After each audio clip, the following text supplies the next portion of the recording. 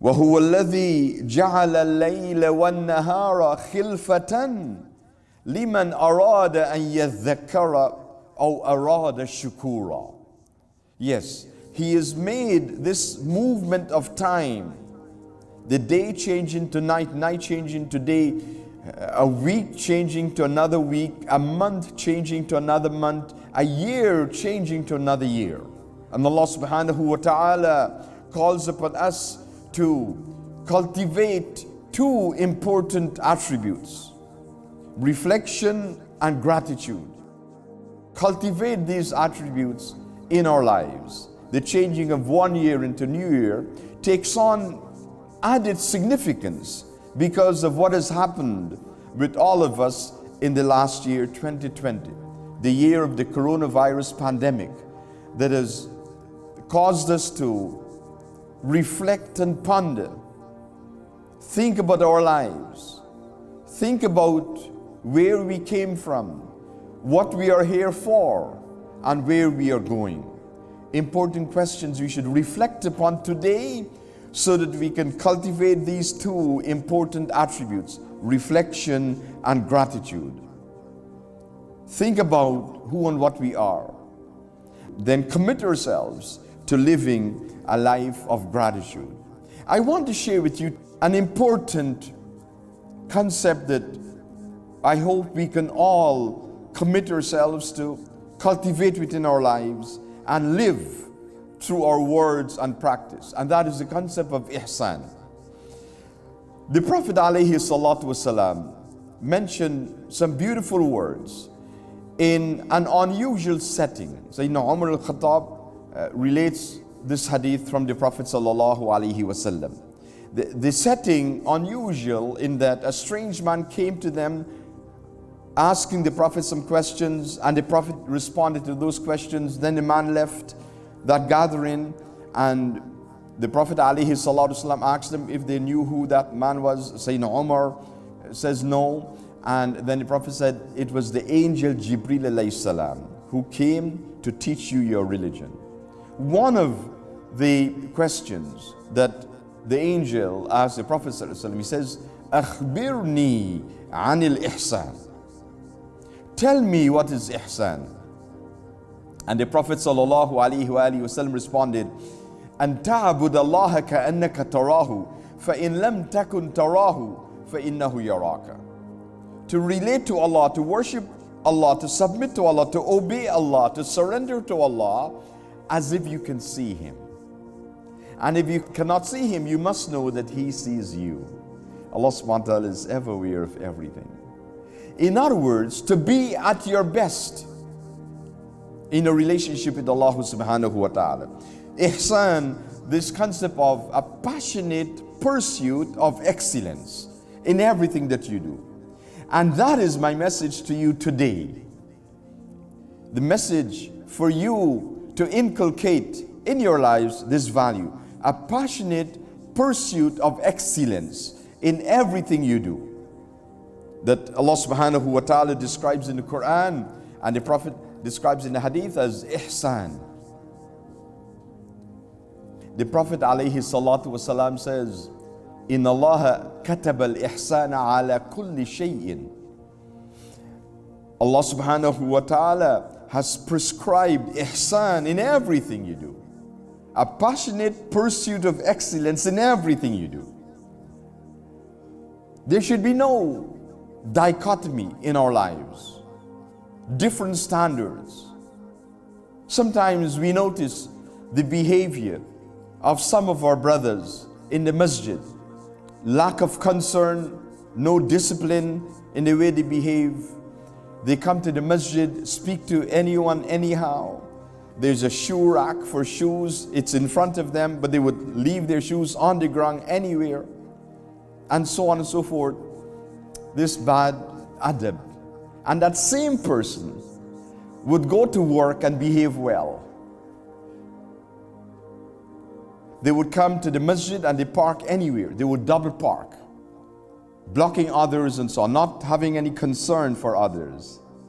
But that same person will go to the mall and park properly, because if they don't, they'll get a parking ticket. This is a double standard. I'm sharing these simple examples for you to understand the point that we need to pursue excellence in everything we do. In Allah كتب الإحسان على كل شيء. Allah subhanahu wa ta'ala has prescribed ihsan in everything. And the Prophet alayhi salatu wasalam, as if to give a beautiful example, he says, إِذَا ذَبَحْتُمْ فَأَحْسِنُوا الذِّبْحَ. That even if you're doing qurban of an animal, make sure you do it well. And he established the rules of doing that. That respect that animal, even to that extent. And if we are called upon to respect animals and other creation of Allah subhanahu wa ta'ala, what about our fellow human beings? Ihsan in our relationship with Allah subhanahu wa ta'ala. In our acts of obedience of Allah, in our rituals, in our salah, for example. Ihsan in our salah means that we should perform our salah in an excellent way, in the best way possible. That remember, when we are performing our salah, we are praying to Allah subhanahu wa ta'ala. So do it in the best way we can. With hudur al-qalb, presence of heart in our salah. Taslim al-jawarih, submission of our limbs in salah. When we're worshipping Allah subhanahu wa ta'ala, be mindful of how we are, what state we are in when we worship Allah subhanahu wa ta'ala. There are some who may pray and they do that just to fulfill a responsibility, get it over with quickly, to say to themselves, yes, we prayed. People, sometimes they lack this quality of ihsan, to have the adab of ihsan. And so they treat Islam as a necessary inconvenience. We need to rise above that. And so cultivate in your heart this quality of ihsan, passionate pursuit of excellence. Think to yourself that Allah subhanahu wa ta'ala has guided me to pray to Him. He has guided me to Islam. It is such a great honor and a great blessing from Allah. There are millions of others who have not been guided to Islam. So thank Allah subhanahu wa ta'ala for that guidance.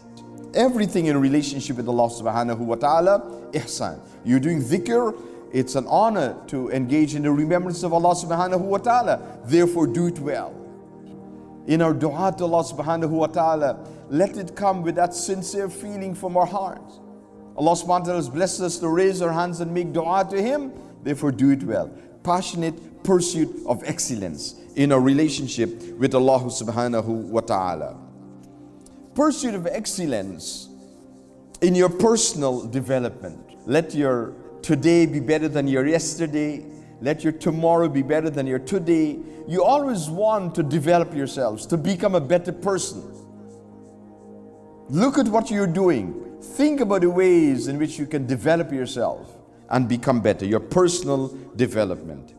Ihsan in your family relationships. Yes, your family members, parents, spouse, children, siblings, your extended family, your loved ones, your relatives. Passionate pursuit of excellence in your relationship with your family. Once again, be mindful of the dichotomy, the double standards. We should strive for ihsan in our family relationships. Treat our family members well. They are a blessing from Allah subhanahu wa ta'ala. They are closest to you. They are your own blood. Treat your parents well. Be mindful not to talk back to them, not to speak to them in a rude manner, not to show them attitude. In this society, the dominant culture promotes that. But the way of the Prophet ﷺ is different. Ihsan with your family. Treat them well, your parents, your spouse, your children. Treat your children well. When you tell them to do something, for example, the prayer, they disobey you, look to yourself. Look to yourself. Did you disobey Allah subhanahu wa ta'ala? that your children now disobey you. Imam Hassan al-Basri, Imam al-Tabi'een radiallahu anhu, he used to remind his students and the people about this. Yes, your disobedience of Allah subhanahu wa ta'ala will show in how people treat you. So look to yourself, reflection and gratitude. These two important attributes I want to share with you today. لِمَنْ أَرَادَ أَنْ يَذَّكَّرَ أَوْ أَرَادَ شُكُورًا. Be mindful about this and strive to achieve ihsan in everything you do. And the nature of ihsan, of pursuing excellence, is that it never comes to an end. It never stops. No matter where you are now, today, you may think that you're the best that you can be, but tomorrow you can improve. The mindset that you must have. Passionate pursuit of excellence, ihsan, in everything you do. And may Allah subhanahu wa ta'ala bless us to be from the people of ihsan in the dunya and in the akhirah. Ameen, ameen.